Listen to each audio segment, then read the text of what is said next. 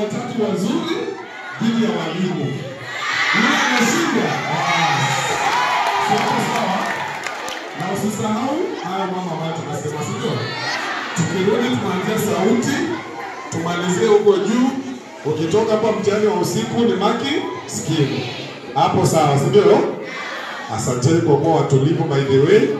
Sijaona mwanafunzi yote akilala isipokuwa nani? Anajijua mmoja.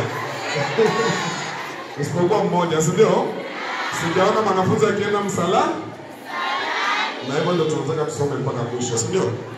Walimu wetu asanteni kwa heshima mara tena kwa kuwepo mpaka dakika ya mwisho. Makofi ya walimu tena. Makofi ya walimu msimamizi wetu leo. Asante sana. Kwa hivyo mwalimu atatuelekeza masuala ya chamcha, alafu mtarudi haraka iweze. Nafikiri mtakula kwa dakika ngapi? Very good. 5 10 basi mwalimu ataelekeza. Asante.